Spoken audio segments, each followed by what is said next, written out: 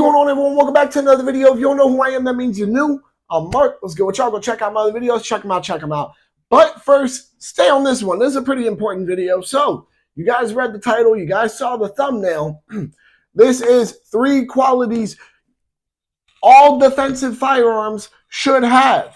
All firearms that are used for defense in any way, shape, or form. Self-defense, home defense, concealed carry.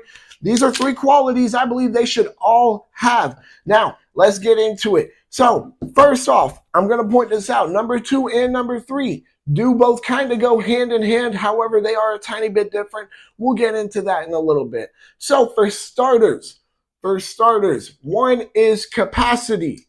So, you guys know me. I'm a capacity guy. There's no argument about that. There's no, even debating it, really.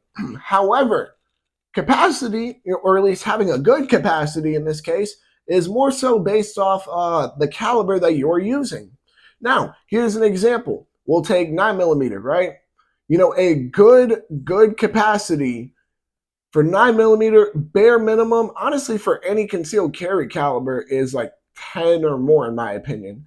However, with 9mm, for instance, a good solid capacity for your standard defense, whether it's concealed carry or home defense or whatever, is about 15 rounds. We'll say about around there. That's a capacity where you could genuinely feel comfortable and be like, you know what, I'll probably have a couple rounds left over.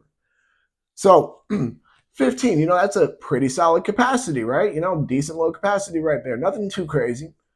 Now, when you move on to something like 12 gauge, for example, complete other end of the spectrum, 5 or 6, maybe 7 rounds is a pretty good capacity of it, considering how much more power there is.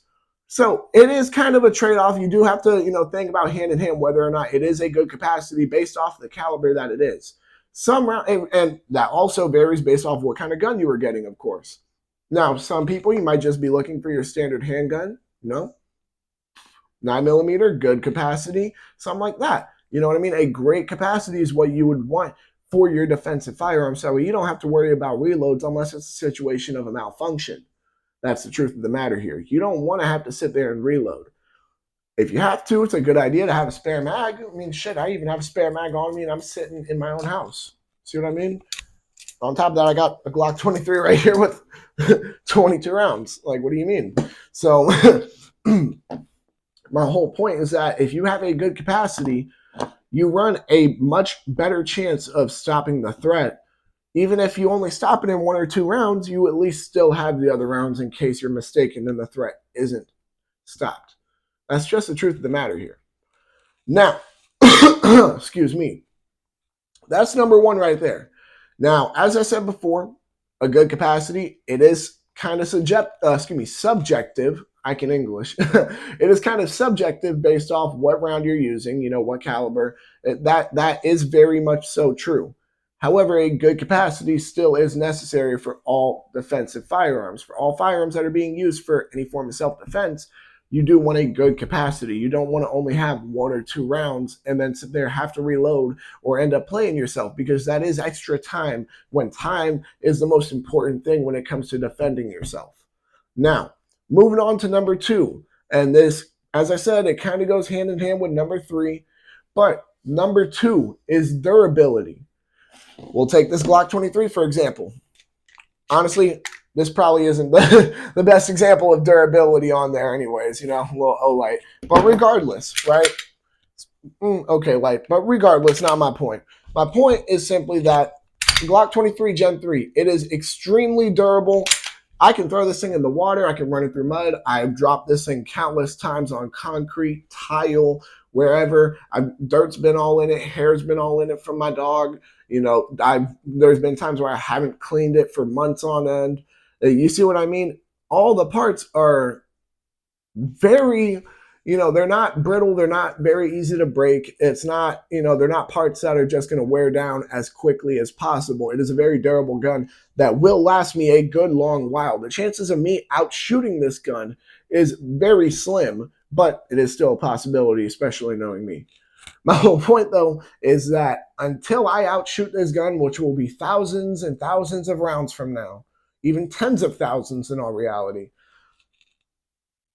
these parts are not going to break until then. It's gonna last that long, which shows how durable it truly is.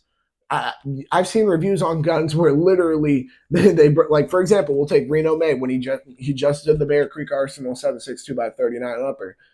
What is it? The first one he had broke in like 60 rounds. Was it like the firing pin broke in 60 rounds? Not durable. Obviously, not going to be good for self defense. How shitty would it be if one of your parts broke when you're in the middle of defending yourself? So, this is why you need a good, durable gun that can take a beating every now and then and just just thug it out, just push right through it. You know what I mean? So that is definitely something you want for all of your defensive guns. Really, no matter what it is, whether it's a fan, concealed carry, home defense, and defending yourself against an animal. You know, like let's say you're defending yourself against an animal. You think an animal is gonna, baby your gun or some shit? If a bear's trying to attack you and it gets that fucking close and you haven't let off a shot, you probably are screwed. But, if you can live through it, one, that's probably a cool ass story you can tell your kids. Let's get that out the way. Two, you think that you're not gonna have to sit there and probably fucking beat that bear with your gun to get it back a little bit so you can get your fucking barrel to his head and blow it off? You see what I mean? You just want a gun that can take a beating and still work. If it can't take a beating, then why would you want to trust it with your life? In a situation where you've already taken a beating, most likely, and you're like, hey, I might fucking die here, or I'm worried about my own safety. Yeah, you don't want something that's going to break on you super easily. And especially if you're using defensive ammo, like good ammo, for example, I'm using right here, Hornady Critical Defense, as you can see. This shit in particular, the 40 Smith & Wesson Hornadies, they or at least the Critical Defense ones, they are some spicy rounds. They are some decently powerful rounds. I'm not talking recoil wise, but I'm talking about they got a little bit of kick to them when they hit. You know what I mean? So I don't want them to sit here and obviously have to use these, right? And because they just got that extra kick of spice in them, you know what I mean? That my shit's gonna break. I don't want that. I don't think you guys should want that for your guns either. So I mean, this is something that you should have in your defensive firearms is durability. Maybe you need to run it through a couple of tests, maybe a mini form of a torture test. If you really are, if you really don't want to do that yourself, you can always look at some YouTubers online that have done torture tests on specific guns, and maybe gather some information from there and make your choices from that. But now, next, number 3, as I said, it kind of goes hand in hand with number 2. Number 3 is reliability. So, as I said before, it kind of goes hand in hand with durability due to the simple aspect that if your gun isn't durable, it's not going to be reliable. You see what I mean? The parts have to function all the time. There can be very little to no room for error when it comes to defending your life. There's no other way around it. There's no beating around the bush. There's no well, what if this? You want no failures in any way, shape, or form.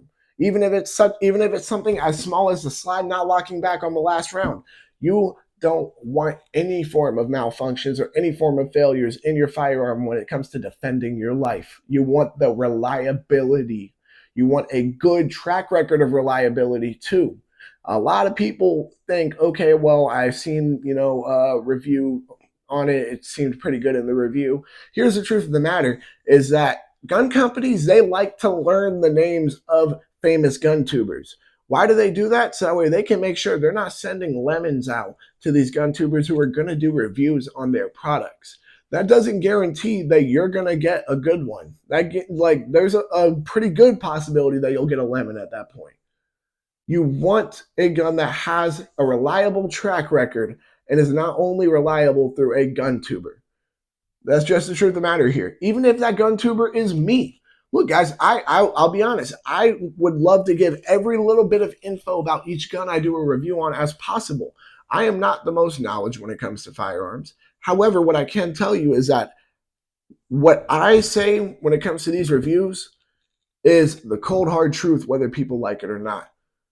Now, just because it is a cold, hard truth doesn't mean that there's not a possibility that, hey, other people can have different experiences with these firearms.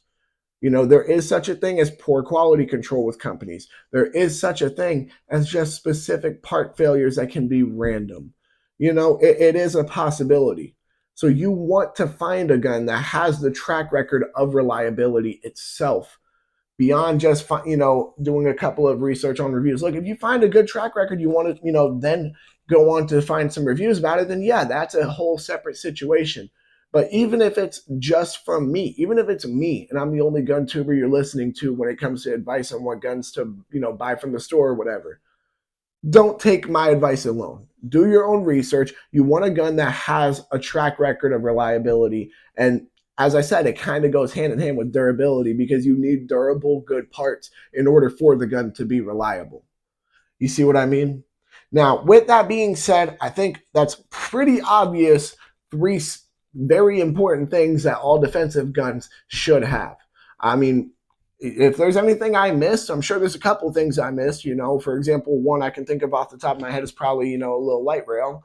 But if there's anything else I missed, go ahead and comment it down below. With that being said, y'all make sure to like, comment, subscribe, share, hit that bell. When you hit that bell, hit all. And because you agree with me, those are all three things that all defensive firearms should 100% have: is a good capacity, durability, reliability. If you agree with me, make sure to check out all my other videos. Y'all make sure to stay legal, stay safe, stay dangerous. Have a good one, y'all. Peace.